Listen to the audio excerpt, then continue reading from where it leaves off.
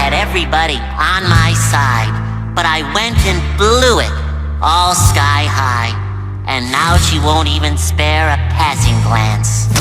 All just because I ripped my pants. When Big Larry came round just to put him down, SpongeBob turned into a clown. And no girl ever wants to dance with a fool who went and ripped his pants. I know I shouldn't mope around. There it is. It's the Juan Soto episode of SpongeBob SquarePants, which is its own song in its own right that I don't think we should play because it's one of the hardest songs in the world to get out of your head. Yeah. I do know that. The theme song. The theme song. It's a gem. SpongeBob. Yeah. SpongeBob SquarePants. Yes. Who now, for me, is forever linked to Juan Soto. SpongeBob SquarePants. SpongeBob No Pants for a period of time in the ninth inning last night. Well, he ripped his pants at the beach, and everyone laughed, and so then he went around town just ripping his pants on purpose. You're not talking about Juan anymore, are you? I think I'm not. Okay. But we'll see what happens tonight at Oracle Park. If he rips his pants again, then he's trying to do the SpongeBob. Laura Britt, NBC Sports Bay Area. Has anybody on set ripped their pants in the middle of the broadcast and had to stop? Actually, no. I was wondering what the SpongeBob tie-in there was, but now I feel full circle here. Well, did you even know that? Did you know that apparently that's what was going on with Soto in the ninth inning last night? Well, we didn't know until I think it was after the game, and somebody announced it, so we didn't know at the moment. Everybody in the studio was guesstimating that he might have taken a restroom break, but apparently it was a ripped pants situation. Joe Staley did almost rip his pants one time in the studio, but it was he avoided it. Well, I think I'd like to hear more on that story. There was a lot of dancing that went on and shenanigans during commercial breaks, sometimes not during commercial breaks, and I think he just dropped a little too low one time and almost ripped his pants. It'll happen. I like it. Especially when you're not used to being in the three-point stance anymore. Too low. Yeah. You got too low. It doesn't really work for that type of stance. Yeah, no doubt. Well, so from the excitement of Joe Staley dancing to a 9-game winning streak, which has been more professionally fulfilling, watching Joe dance or watching this little group do what they're doing? That's just way too tough to answer.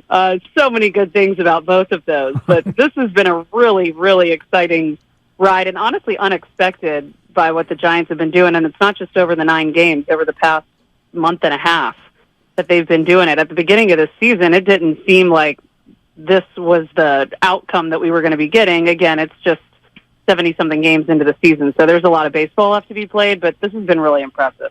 Laura Britt, NBC Sports Bay Area, kind enough to join us here on Willard and Dibs, 95.7 The Game. One of your counterparts made a statement with which I agree on our station this morning. Rich Aurelia said, kind of questioned the sustainability of what the Giants are doing with regard to starting pitching. What do you think about that? What do they need to do based on where they are right now? Yeah, I think more so with what the bullpen's doing, taxing the bullpen this early in the season. When I talk to former players, that's the big question that comes up, and it's not sustainable for the amount of times that they're using the bullpen. What's the answer? I'm glad I'm not Farhan Zaidi and have to figure that out. He gets paid a lot more than I do to figure that out. But I don't think that you can continue to use the bullpen like they're using it right now. It's hard to say that because it's really been working. So the bullpen's been one of the best parts of this Giants win streak and really the past month and a half when they've been the best team in baseball. But you fast forward to July, and that's where you question, will the bullpen be able to sustain like they are right now? I actually asked George Contos this question as a former reliever. This was not even on our show. I just asked him, when we were watching one of the games, about a bullpen pitcher's arm. So they're obviously being used a lot more right now, but to me it seemed a little strange if you're going out as a bullpen pitcher and you're pitching 1 inning, you're maybe throwing 2 innings. Can you not throw, a few games a week, or will it really tax your arm that much? And he did say, it takes a while to build up, not saying that one of those players needs to be moved to the starting role, But basically, I was trying to get to the bottom of how much can you use one of these arms, and it depends on how much they're being used in that moment. But in order to move into the starting role, you've got to have. It takes a really long time. I mean, it's an off season of work to be able to build up, maybe even a year or two of work to be able to build up an arm to really start in the majors.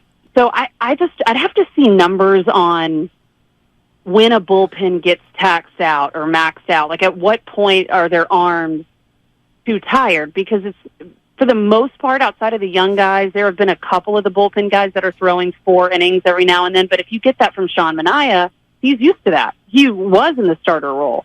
So I think using Sean Manaea in that role would be fine. But if you start to use Keaton Winn or Ryan Walker to throw 4+ innings in a bullpen game, that's probably where the concern comes in. That was a really long answer.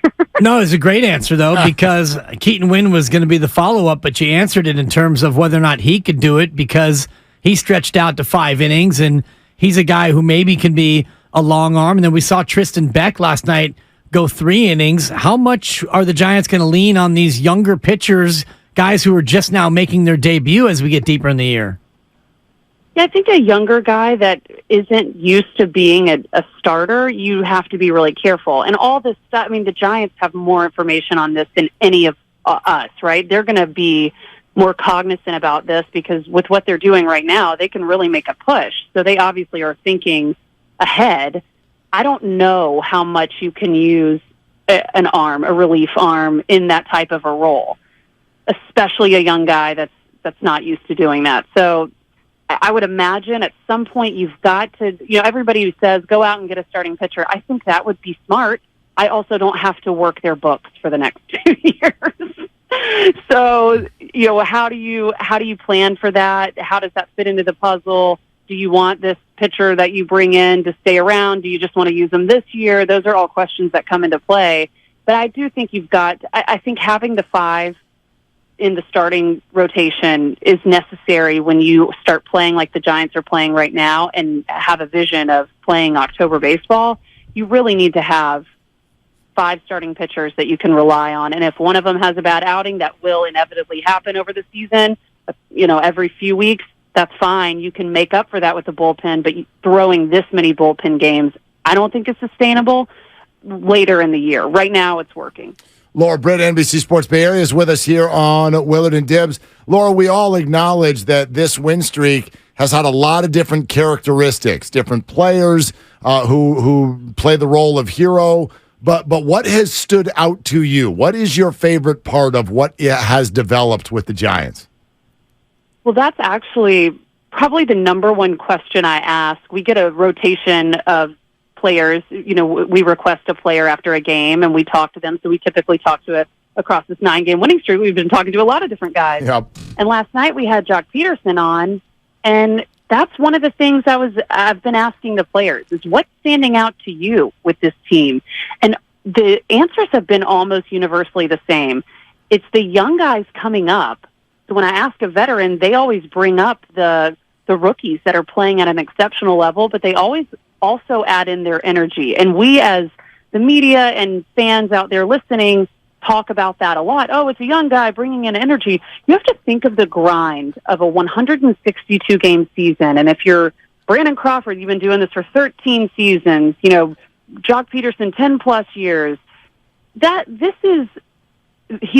playing a kid's game, and I'm sure they're doing what they love, but after 13 years, it's hard. It's a grind. And you get a rookie this is their first time in some instances. I think Keaton Winn had never even been inside a Major League Baseball ballpark, right? Which is wild to think about. But you get those guys coming up, living their dream in that moment. There is an energy that's brought. And then to pile on top of that they're playing at the level that they're playing, that's really been a huge difference for this team. But also the veterans play a huge part in that too.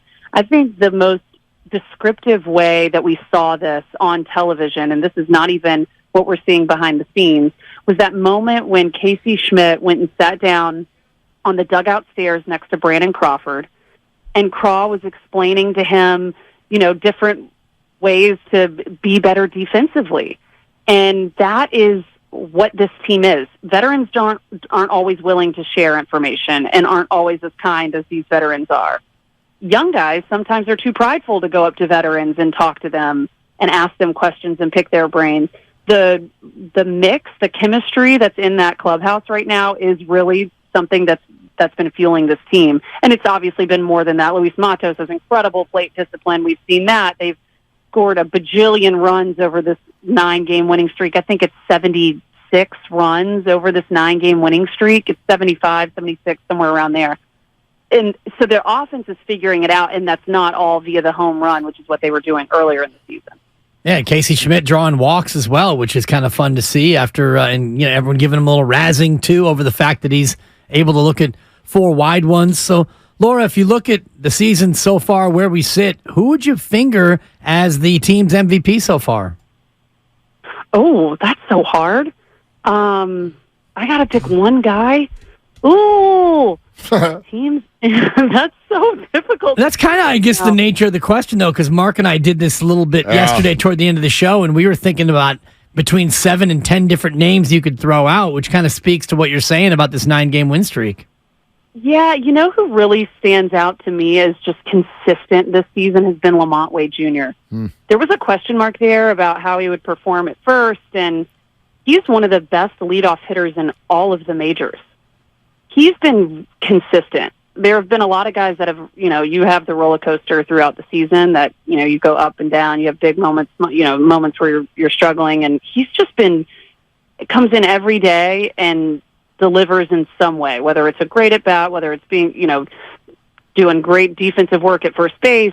He's been really consistent. I don't know that I feel like I should throw in like 3 or 4 other people, but he's been really good. The young guys, I'm very hesitant to name some rookie the MVP because this is still June. We're still in June right now. You've got to give these guys some time. They're going to struggle. There's no doubt about that. Every player struggles at some point in the season, but there are players that are going to, these young guys especially, are going to hit skids like we've seen with Casey Schmidt even recently. So I think you've got to be patient with those guys. And I mean, they haven't made us be patient because they've been so good. But I'd probably say Lamont is one of the MVPs of the team this year. Quick update on him, by the way. It's just coming down that he will again not be in the lineup tonight, but he's feeling better, not concerned. Could be in the lineup tomorrow. Might even be available off the bench tonight after he was a late scratch from the game last night. Laura Britt, NBC Sports Bay Area, with us. Laura, just because you're tapped in with the team, you're around every game, I'd love to know what you see as the difference between how fans were reacting Game 1 versus now. Game 1 of the season? Yes.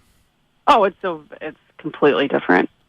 Fans seem bought in right now, and I think part of that is because you have young guys. The big knock on this team over the past few years has been they sign a guy for the 2-year deal, but it's the 1-year player option. They do Carlos Rodon, which he's had his health issues this season, but a perfect example last season. He comes here, he proves that he can go get a big contract. He leaves and goes to the Yankees and gets a big contract.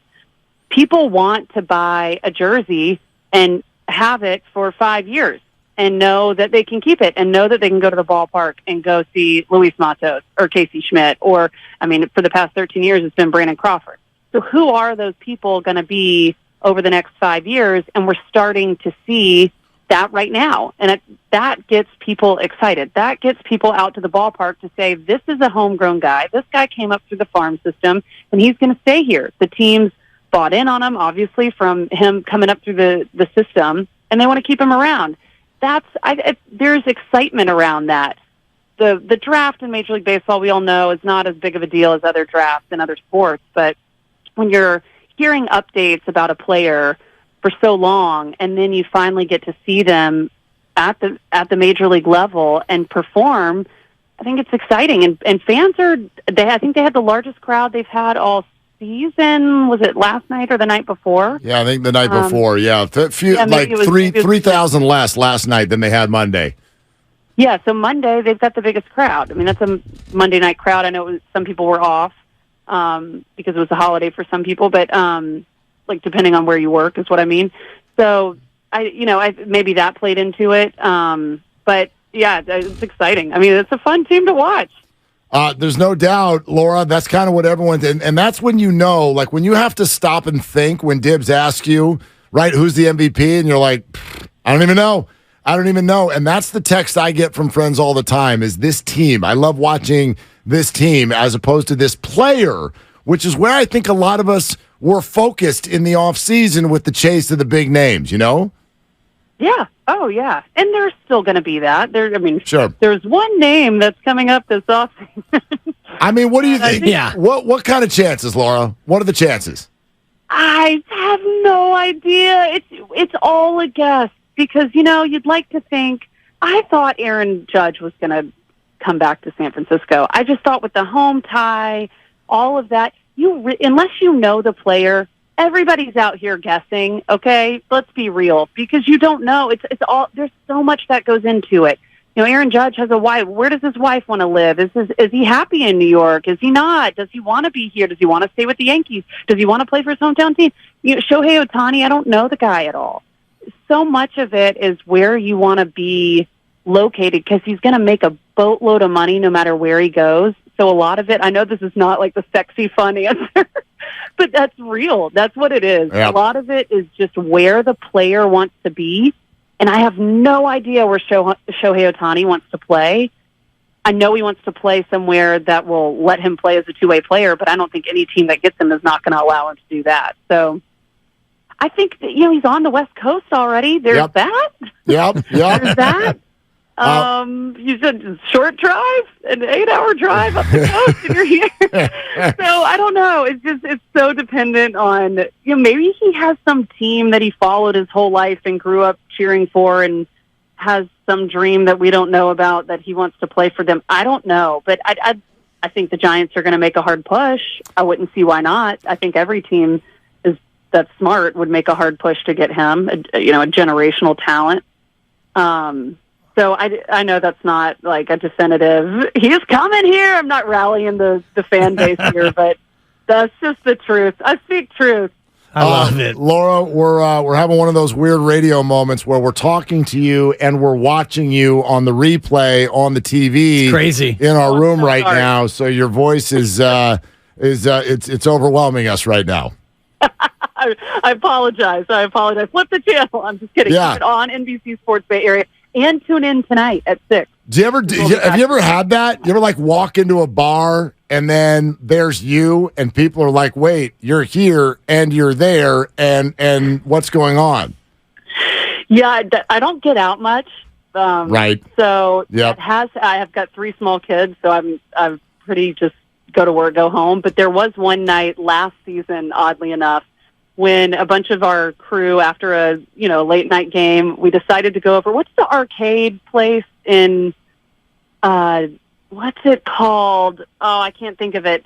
It's near Oracle Park. It's not too far, but they have all these arcade games. Lucky Strike? Lucky Strike? Yes. Okay. No. Yes. No. Maybe. No. Okay. It's like next to a corner. Anyway. Out there is listening, screaming the answer at their radio right now, I bet.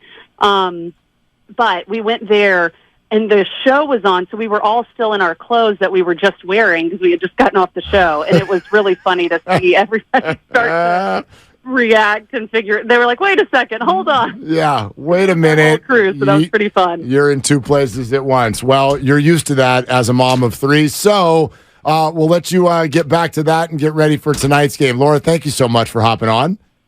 Thank you guys for having me. And NBC Sports Bay Area tonight, 6 o'clock is Giants pregame live. Okay, going for 10 in a row, the first time in 19 years, Laura, but I bet she knew that already because she is a Giants media person.